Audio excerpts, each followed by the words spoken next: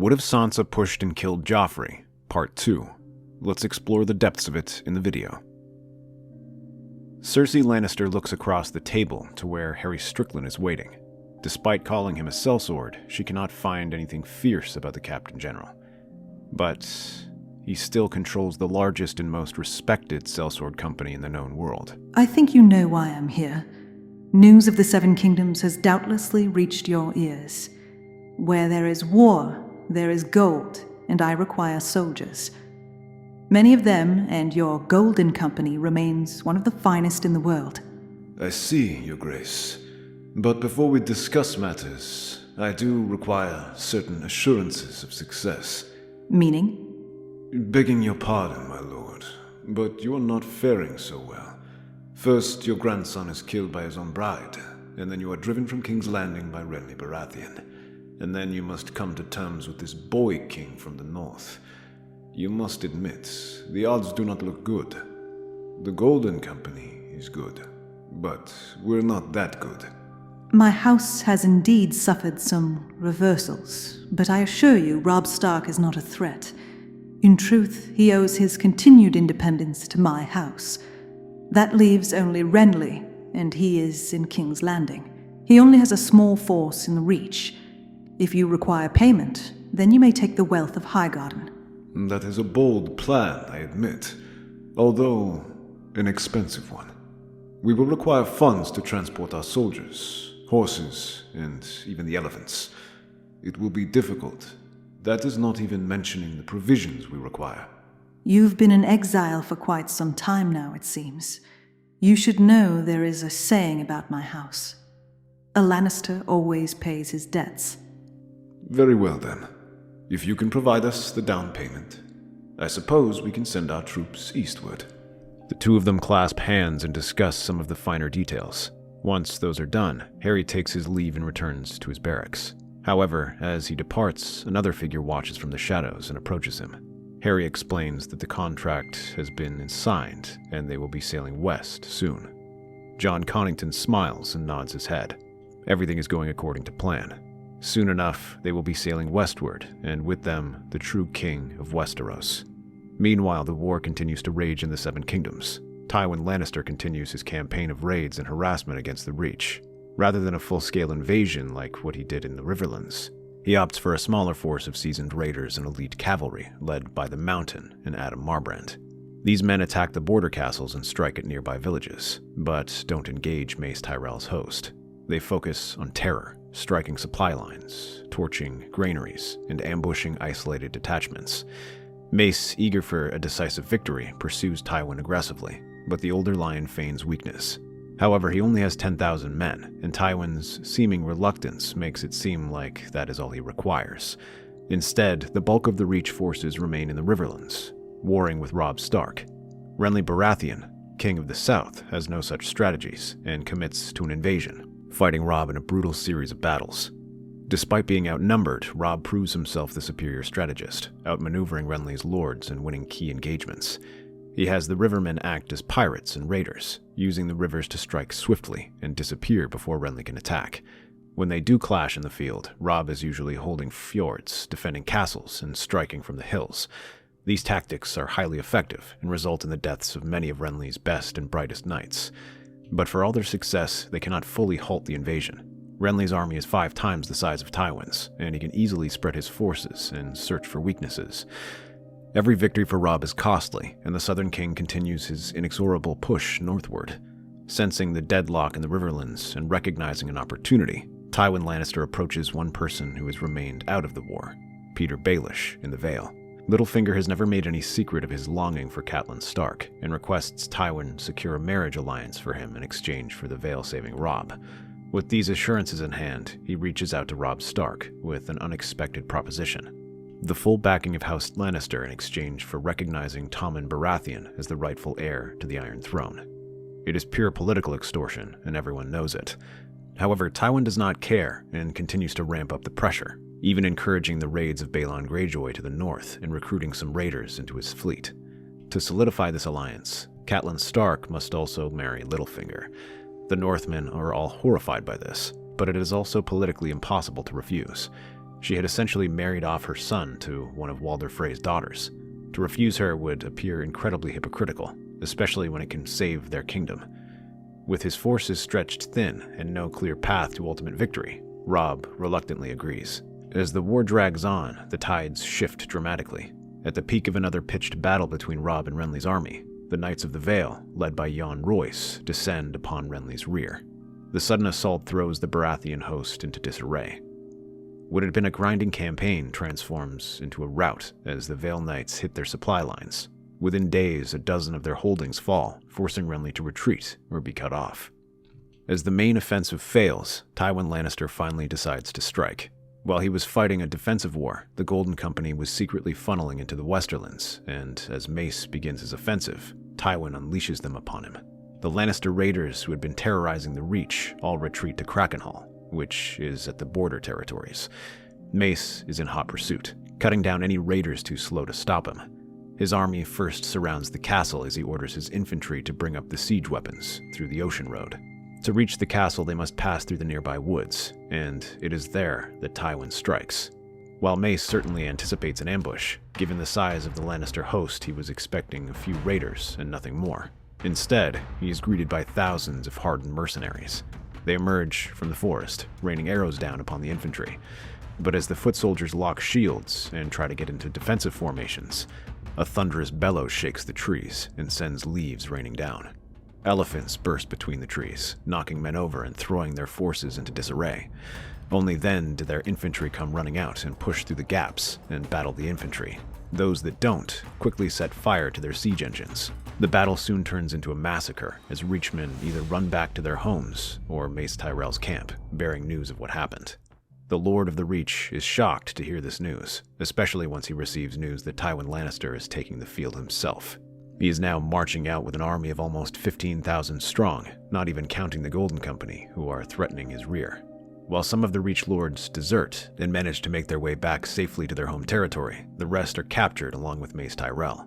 But Tywin is not done, and orders a full offensive into the Reach to capture Highgarden. The remaining Reach Lords, led by Paxter Redwine, hurry to assemble a new host to challenge Tywin. Of the 10,000 who left with Mace, only about 3 remain.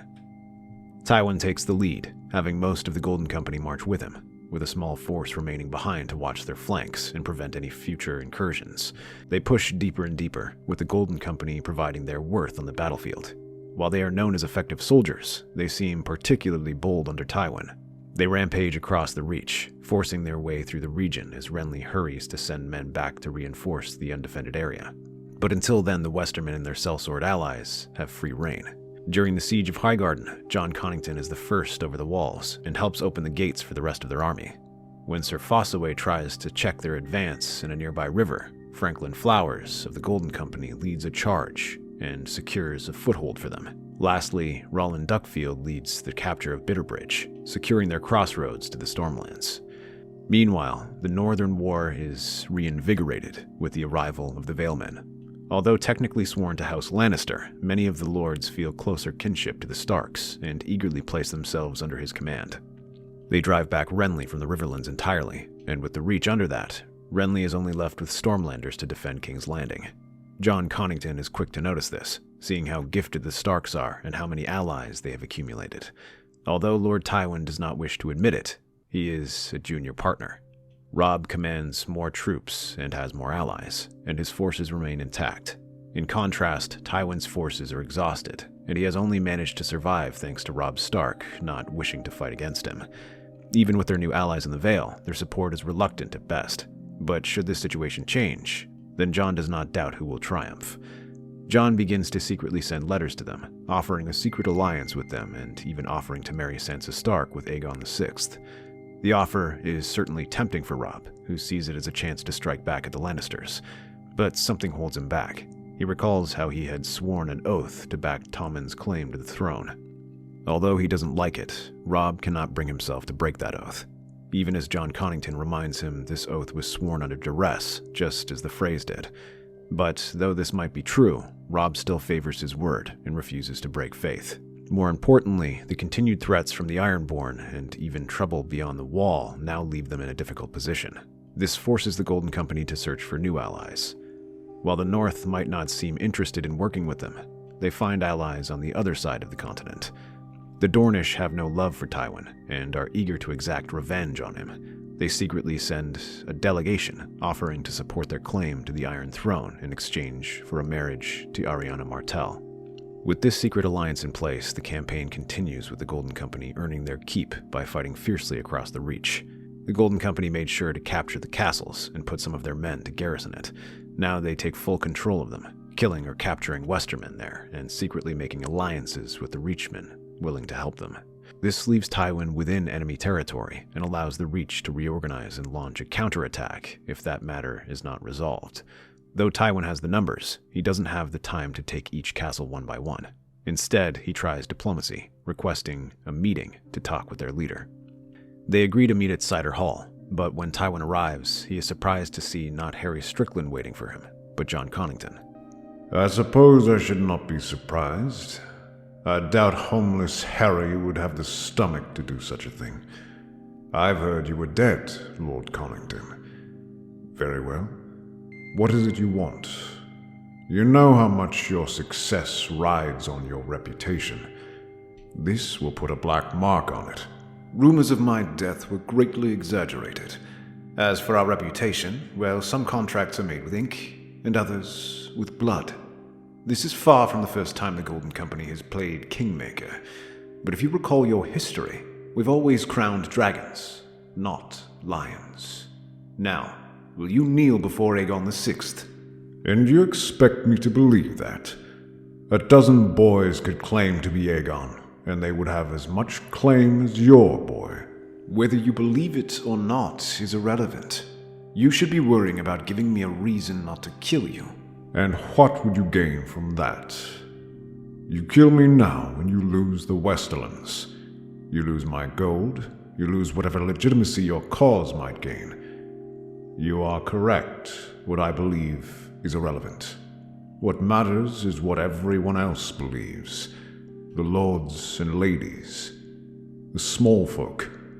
If they won't accept this Aegon as their king, it won't matter how strong his claim is. Perhaps, but I lose a traitor and a child murderer. No doubt the realm will thank me for it. Or did you forget what you did to who you thought was Aegon? And did you forget that before that, I served Aerys faithfully for more than a decade? Do you think I woke up one day and decided to overthrow the crown? The Targaryens were rotting, and I put them out of their misery. I made the hard decisions that others couldn't make. Tell me, if you truly wish for Aegon to rule, are you prepared to make those same decisions now? Are you prepared to burn Stony Sept to find the prince? We shall see. The terms Tywin presents to marry Cersei with Aegon are rejected, and the war continues. Tywin now sees no other choice but to launch an attack on half a dozen castles that seem weak. Though the Golden Company controls multiple strategic locations, their numbers are few, and they cannot easily support one another. Whenever a castle falls under attack, it can expect no support, which leaves its defenses tight but brittle.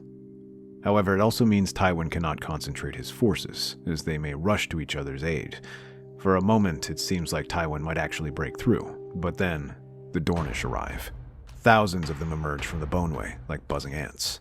Led by Oberyn Martell, they strike hard at the Lannisters' rear. With their offensive, Tywin had committed all his forces there and was helpless to this. The Red Vipers strike hard, cutting through the Lannisters' rear and scattering their forces. Different castles open up their gates and sortie out, taking the Lannisters from both sides. By the end of the week, their offensive collapses entirely, and the weak, they are slaughtered or put to fight. Tywin is among the former, pursued relentlessly after his army breaks by the Red Viper, until he is eventually cornered near the borders of the Reach in the Westerlands, his patch blocked by a small garrison of sellswords, letting Oberyn catch up and run him through. The marriage arrangements were confirmed by both sides, and just as quickly as it began, the rebellion of the Gold Company was over. The sellswords eagerly join the army, and they begin their march to King's Landing. But instead of the Lion of House Lannister, they march under the three-headed dragon and the son of House Martell. The few Tyrell forces are easily swept aside, and they avoid the returning army to cross the border to the Riverlands, abandoning their holdings in the Reach after taking the riches and supplies back to safety. However, by the time they arrive, the battle is winding down.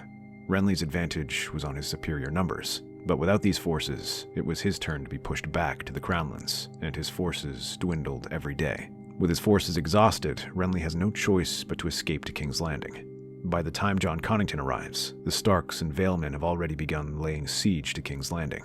These forces arrive with much fanfare. The gathered lords all look out in surprise as he marches into the Red Keep, his silver hair streaming behind him, and he walks up to the throne room, dressed in all the finery fit for a king. All eyes turn to him as he marches down the camp room. Although this is his first public appearance, Jon explains that he has been fighting alongside the Golden Company, serving as a captain in their forces. But the reception is chilly. Many are initially surprised to see this sudden change of leadership. The Stark forces are cold and bound with obligation rather than loyalty, and once they hear that Aegon wishes them to rejoin the fold, they withdraw their forces, saying they have fulfilled their obligation. The Valemen are a little better and position their forces as far away from the sellswords as possible. It doesn't matter though, as even without the Kingdom of the North and rivers, this combined army already far outnumbers the Baratheon forces. Rather than storming the city, Jon is happy to starve them out in a slow war of attrition. Instead of a hurricane, it is a slow strangling. To hold such a city together requires a strong hand that Renly does not possess, and soon enough, he finds himself facing a war within his own capital. A small faction secretly lets Jon's men in, and this gap becomes a flood, as the sellswords and Lannister soldiers eagerly flood into the streets. Though pockets of resistance continue to persist, the battle is lost, and Renly is caught trying to escape on one of his ships. Jon addresses this problem by separating his head from his body. But no sooner has his head decorated the walls of spikes of the Red Keep does Aegon call for the lords to make an announcement. He is to marry Lady Arianna of Dorne. Meanwhile, the Stormlands and Reachmen who fought under Renly are to be pardoned, provided they bend the knee. Men wisely do so, even the Tyrells, once they are reminded that Jon Connington holds Mace Tyrell. The same is true for the Westermen. However, this proves to be a thornier issue. While Tywin might be dead, there are still Lannisters around. Many fled back west, including Kevan and Tyrion, while Cersei and her children remain in Volantis. With them is their claim to the Iron Throne. And they find surprising shelter with the Starks. Though Robb despises Tywin, he recalls how Tyrion provided his brother with a special saddle to help him walk again, and the dwarf quickly reminds Robb of this fact. At the very least, he can secure the promise of sanctuary if Aegon were to attack the west. Tywin's greatest legacy was not putting anyone on the Iron Throne, but securing an alliance with House Stark, which may serve his house. However, one alliance that doesn't hold is that with House Greyjoy. Though Tywin supported Balon Greyjoy's attack to pressure the north, reports soon emerge that he was dead, replaced with his younger brother, Euron. The famed pirate sails directly to King's Landing, not just to pay homage, but to also strike a deal. Instead of taking the fleet with him, he arrives only with silence, fat with loot that he provides the king, for a price. So, at long last, a dragon finally sits on the throne once again. A flightless one. You best watch your tongue, pirate. This is your king. Why? Did I say something untrue? Is your boy king prepared to jump out the window and prove me wrong? I have nothing to prove here, pirate. You are here to provide me with a reason to accept you as Lord of the Iron Islands. Oh, I am not interested in those little rocks. My sights are set on something far greater. Lord Tywin gave us free rein to invade the north and Riverlands. Why would we settle for someone who gives us anything less? Because you have been driven off most of your gains. I will not start another war to satisfy some fool's conquest. And you have not answered my question. What do you have to offer me? I am not my brother. I do not make wars I cannot win. But to answer your question, accept my terms, and I shall teach you to fly. He beckons his men forward, and several of Euron's crew emerge, bearing heavy chests. As he upends them on the floor, jewels and gold come spilling out. He reaches into the fold of his cloak and pulls out a smaller horn. This one was hastily repaired with bronze. As Aegon moves closer, he can sense the power within this horn. Nothing like any other. They call it the Horn of Winter. A horn that is said to be capable of bringing down the wall. And what should we gain from that? Wildlings gather beyond the wall by the thousands. Bring down the wall, and they will flood into the north. With a war like that, they will not be able to resist you. So that is what I offer. Join me, and I shall give you the means to bring your enemies to their knees. Will you take that power, or do you wish to remain a flightless dragon, little king? The Horn of Winter. He hesitates only for a moment before raising it to his lips and blowing with all his strength. A sound like the shattering mountains erupts from its depths despite its small size. It is a deep, unnatural wail that shakes the very air around them. The sound is mournful and sad.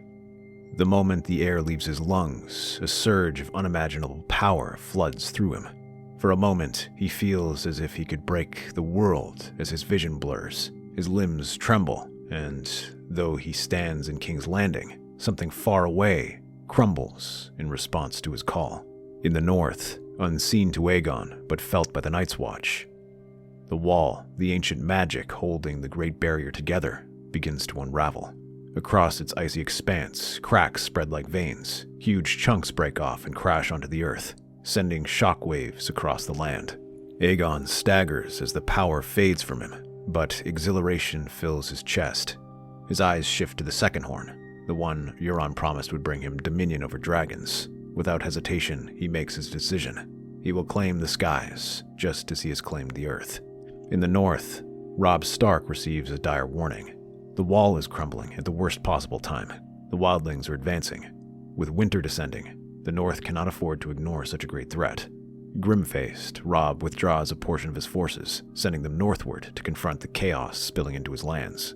The Riverlands, left vulnerable, become an opportunity for his enemies.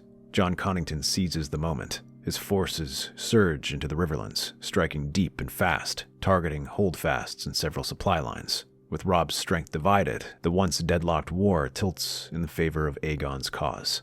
The Blackfish wages a desperate guerrilla war, striking hard into the enemy advancing from the Crownlands and even launching counter-raids through the God's Eye.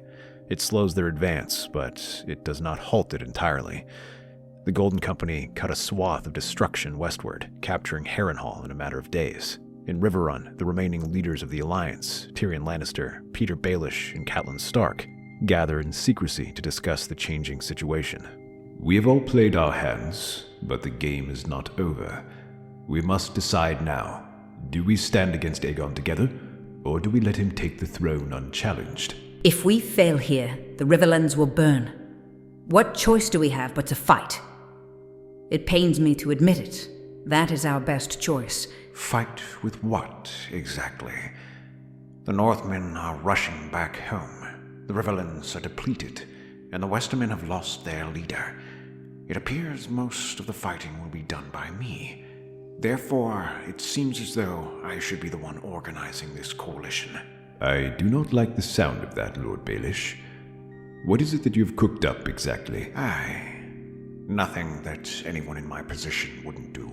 You've already gained my hand. Do not expect to steal the crown off my son's head.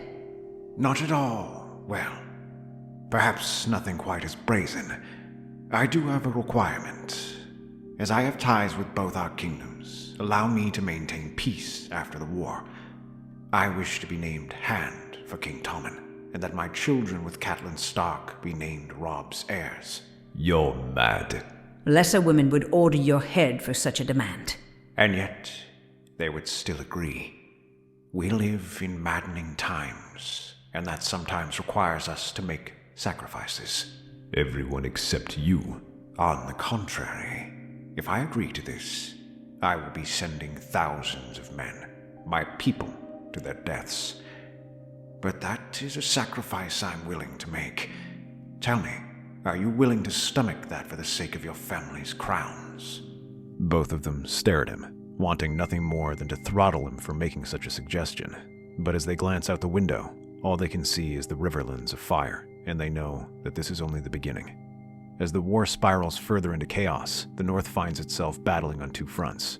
Robb Stark and his forces clash against the wildlings, who pour through the shattered wall.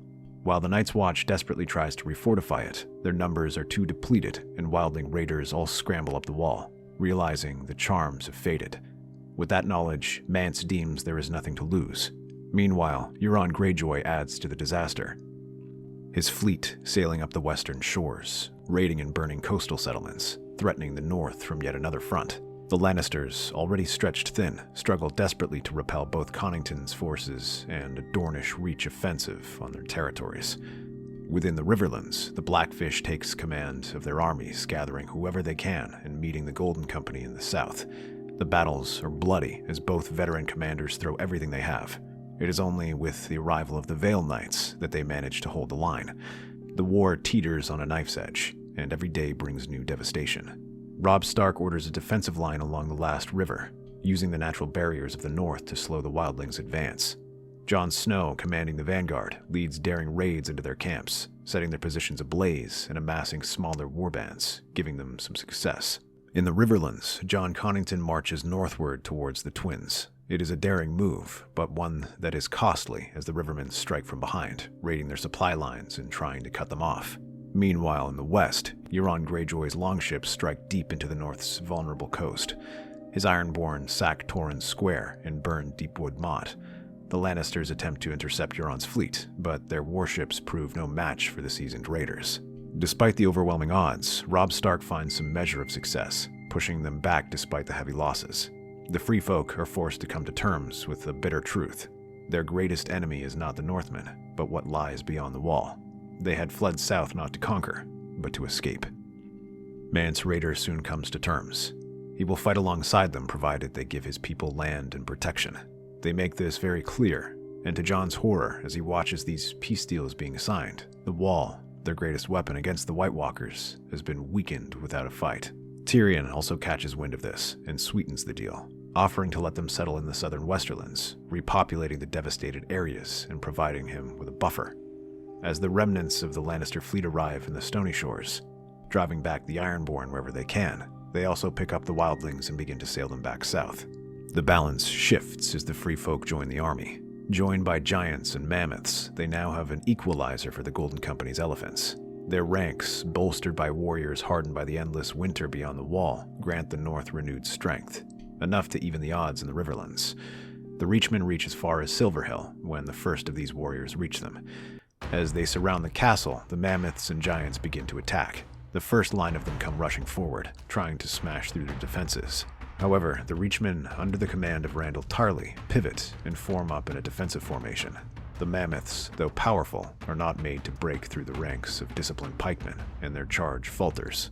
But then the giants come, braving the walls of spears and smashing into men with clubs, hammers, and fists. They don't break. They open up gaps for the wildlings to exploit. These free folk rush through, smashing into the Reachmen's flank, and begin to break up their defenses. The Reachmen are forced to scatter in disarray, letting the Lannister army move east. However, Aegon himself takes the field, marching south from the Crownlands with fresh reinforcements. He throws his might into the campaign for the Twins. His army pushes deeper, threatening to cleave the Riverlands in two. As this happens, the guerrilla war only intensifies, trying to halt their advance. As these battles rage, the Night's Watch fights desperately to hold what remains of the wall. The ruined defenses barely stand against the wildlings, but that was just the beginning of horrors that lurk beyond. The battle is desperate. The Watch fights with all the strength they can muster, but even with the wall as a partial defensive structure and stiffened by some extra wildling defenders, they cannot hold the undead at bay. The ice shatters beneath their feet as wights storm through the breaches. Dragon glass cuts through them, and hundreds fall. But it is not enough for an army in the thousands, which grows further. One by one, the castles of the Watch fall. The men gather in Castle Black to try and hold back the defenses and buy time for others to evacuate, when a cold breeze rushes across them, one that chills them to the very bone as the Night King joins the fight. He advances through the gate of Castle Black. A miniature ice storm blasts through. The Night King's blade is like a hurricane, cutting through Night's Watchmen left and right. The few remaining survivors retreat southward, bearing grim news. The dead do not simply march, they rampage. Villages vanish overnight. Northern lords receive frantic messages that the darkness is coming. Those who fight all die, and those who run are harried day and night. Suddenly, the north collapses entirely as Waymond Manderly organizes a hasty evacuation. Anyone and everyone who can rush south of the neck, trying to escape however they can. The White Walkers push further south, their icy grip stretching beyond the devastated north and into the neck. The frozen dead march through the swamps, chilling the air and killing all life in their path. The Krannogman fight fiercely, using their knowledge of the land to slow the invasion with ambushes and traps, but it is not enough. The dead do not tire, do not falter, and they do not succumb to poison or muddy water. Even the hidden paths of the neck are overrun. The last defenders of the swamps send desperate ravens southward, warning that they're coming. News of the disaster reaches Robb Stark in Riverrun. The king in the north gathers his commanders and urges them to turn their attention away from their petty battles and toward the true enemy. The dead march unchecked, and if they are not stopped, all of Westeros will fall. Tyrion Lannister quickly agrees, as do the Riverlords who already suffered the horrors of the war, and do not need much convincing. They swear their swords to the coming war, understanding that nothing else matters if the others are not stopped. But not all are so willing. Petyr Baelish sees the rising terror as an opportunity rather than a threat. He begins withdrawing his forces, attempting to retreat towards the Bloody Gate. He cites that he is there to fight sellswords, and this is a threat beyond their understanding. He manipulates Robert Arryn, telling him that he needs all his knights to protect him. Meanwhile, the Golden Company remains unmoved by Robb's pleas. They have no ties to the Seven Kingdoms, and most are happy to leave them to their war. Harry Strickland can sense desperation when he sees it, and they begin negotiating a far more tangible reward. Robb makes a bold and unexpected decision. He relinquishes the North's independence, pledging his loyalty to Aegon VI in exchange for his support against the dead. This declaration shocks his bannermen, but it is the decisive act needed to sway the Golden Company. Their first act is to deal with Petyr Baelish. Here is Harry's specialty, dealing with grumbling soldiers. He incites a mutiny among the Vale Lords. With Lysa Arryn gone and him so far away from Robert, they decide they have no reason to protect him. Baelish is quickly captured and executed. With his death, the Vale Knights throw their full strength behind Robb and Aegon. Meanwhile, the dead arrive at the Twins. Jon Connington holds the bridge, using fire and dragonglass to stem the tide of whites pouring forward. For a time, the strategy holds. The dead batter themselves against the bridge, fighting hard and pushing against the fortress, only to be met with a wall of spears. The fortress gates remain sealed, the bridge is defended, and the position makes it an ideal spot to fight the dead.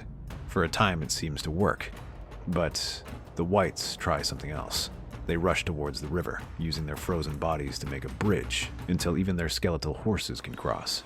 Here, they are met with Jon Snow and his men, hacking them down as they reach the shore. He fights at the center of the chaos, his sword flashing as he slashes through the dead. The twins begin to buckle under the relentless assault as the dead gain a foothold and rush towards the other side. In the center, Euron Greyjoy continues to fight on the bridge, his Valyrian steel armor shimmering as he hacks through the whites without fear. That is, until the Night King himself joins the fight. Laughing, he rushes towards him, his axe flashing as he strikes at the Night King.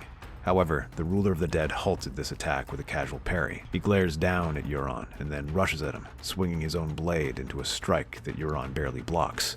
Gritting his teeth, the Mad Reacher charges towards him. His axe is rising and falling in a series of brutal strikes. However, the Night King does not falter under these attacks and continues to halt them in their tracks, before suddenly thrusting his sword forward. The point finds a chink in his armor, slipping inside and driving Euron back, who clutches that wound. Before he even realizes what is happening, the Night King is on him again. As Euron falls, the defense on the undead bridge shatters, and the whites surge forward, tearing into the ranks of the living. But then the sound of horns fills the air. The Knights of the Vale, their banners flying high, come charging into the fray. Armored lances slam into the whites, breaking their advance and giving the defenders a moment to breathe. The Night King strides forward, his piercing blue eyes locked on the battlefield's heart.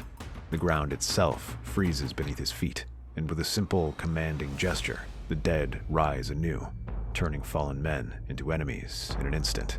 Those who remain living find themselves torn apart. At the center of this is Jon Snow, who gathers the exhausted defenders and leads a final charge. He duels the Night King, their blades clashing in a flurry of ice and fire.